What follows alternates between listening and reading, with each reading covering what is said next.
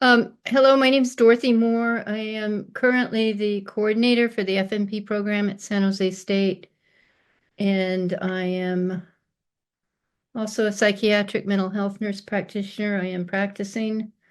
Um,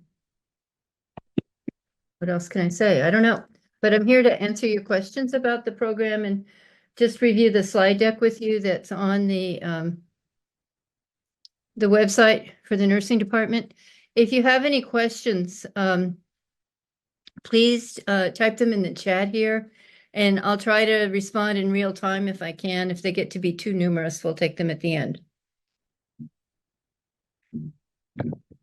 So let's share screen here. Tell me, I hope you can see. It looks like you can. Okay, so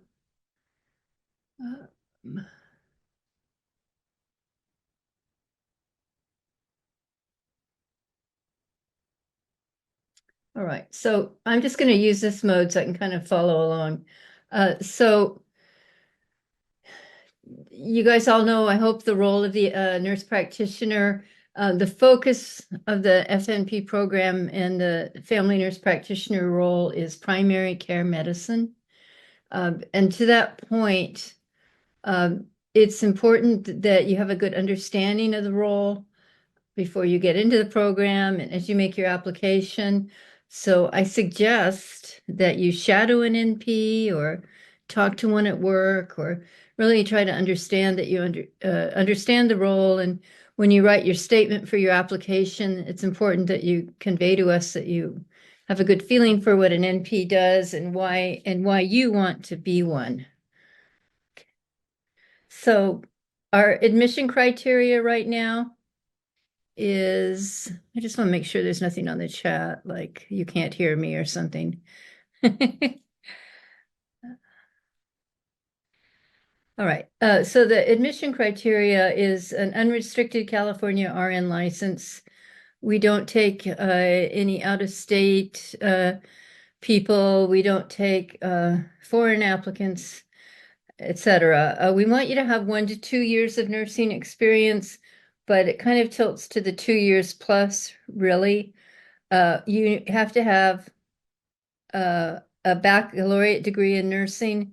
In the past, we've made an exception and accepted non-BSN students who are registered nurses and gave them the option to make up 4 additional courses, but I believe we've stopped doing that. So let's just disregard that statement. It's a fall admission process. We only admit once a year. It's a cohort design, which means you're admitted with the class of 2027 and you graduate with that class. The program takes 5 semesters. We accept approximately 20 students every fall. It's going to really depend on how well we're doing with finding clinical placements for people.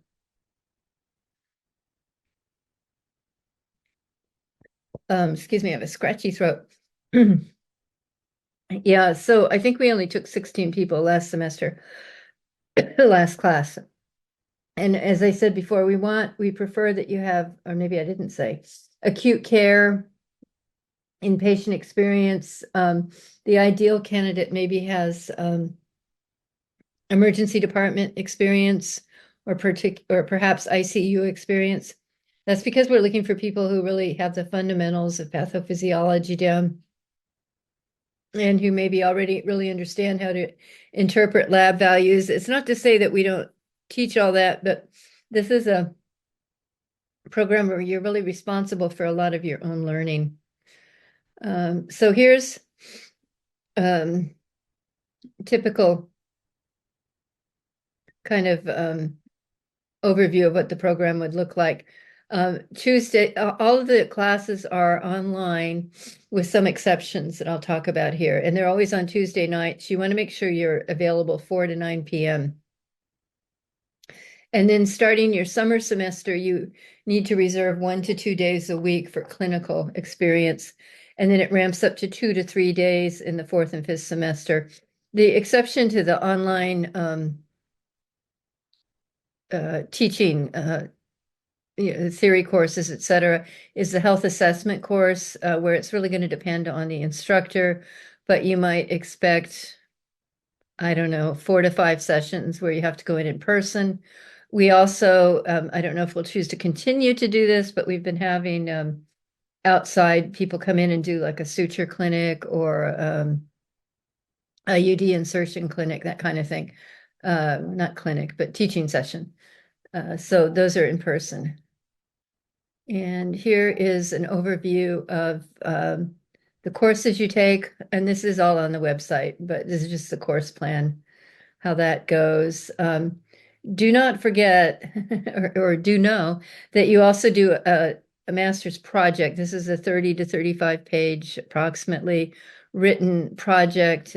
Most recently, people have been doing integrative literature reviews. So you're going to pick an interesting topic for you, a research question. You're not going to do research, but you're going to do a review of literature and write about that. And then towards the end of the program in the last semester, we have a mandatory in-person research day, we call it, where you do a poster presentation on your project. And this is actually, this is old. I'm sorry, I guess I pulled up the wrong slide deck. All of the classes are online now.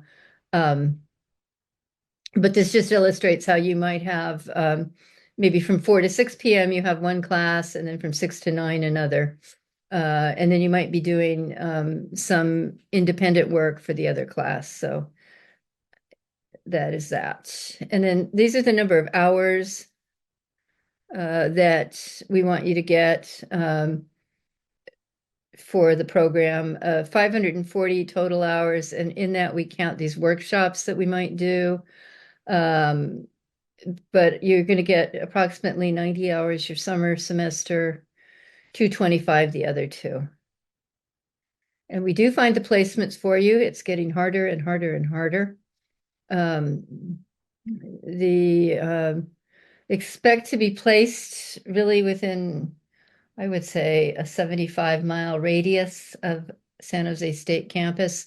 If you have places that you think you can get placed once you're accepted, you would want to tell our clinical coordinator right away so that they can work on getting a contract set up. And here is what things cost last year. The price has gone up, I do believe. But this is the approximate. The fees are higher than they are for the regular university because this is part of the extension university, but your diploma still says San Jose State University on it. Application to the university is open, and I think we have it extended. See, this is old, goodness. It's extended till June 1st, I think, 2025. So applications are open now. I just checked before I started this. I think there's 17 applications. It doesn't mean they're all complete. And we're trying to do sort of rolling admissions. So we're going to probably come back from Christmas and look at applications and just start admitting people based on what's in the pool. So the sooner you get your application in, the better. So you go to this link here and you find your program and you apply. And there's a $70 non-refundable processing fee. Foreign educated students who are US citizens, et cetera, you have to go through this process of having your transcript evaluated and your TOEFL score and all of that stuff. You're going to write a graduate for your application. You're going to write a personal statement, your goals, your passions, why you're applying to the FNP program, what are you bringing to the program, specific relevant experience, skills, languages, anything else. And then we have you create a short video that you upload to YouTube, and you give that link to us in the application. And then we have 2 letters of reference required. And look at this so-called fine print here, because last year when I was reviewing these, the letters of reference need to be on letterhead. It can't just be a page, a Word document, and you want to have the reviewer put their title, where they're from, department, and how this person knows you, right? So, yeah, okay. And then, what else can I say? There's a mandatory orientation, usually mid to late August, 3 or 4 hours. That's one of the few times you're on campus. You're going to need to have malpractice insurance, health insurance. You're going to have all the vaccinations that are required for any kind of clinical site. And we do a drug screen also. It's required. More about that if you want to know more about that. Okay, and then more information is available on the Valley Foundation, aka San Jose State School of Nursing website. I'm going to stop the share so I can look at you guys again. I don't see any questions.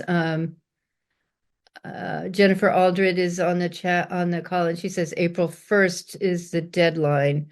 Sometimes we will extend that, but if that's what it says now, that's what it says now. Any questions? Any other questions?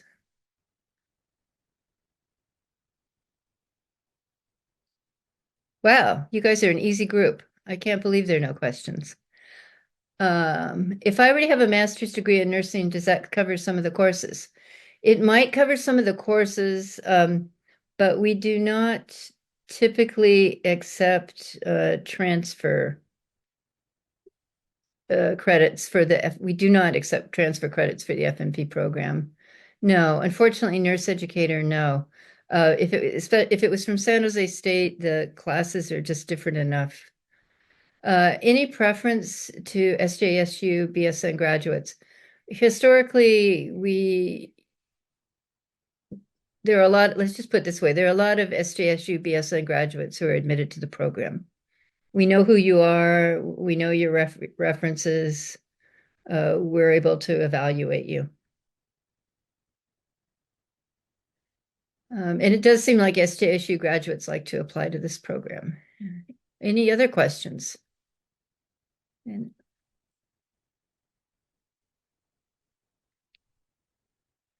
Okay, well, thank you everybody for coming. Look at the slide deck on the show. It's been slightly updated on the show. On the website, it's a little bit updated, just a few details. And I'm dorothy.moore@sjsu.edu if you have any questions. Okay. All right. Thank you, everybody. Take care.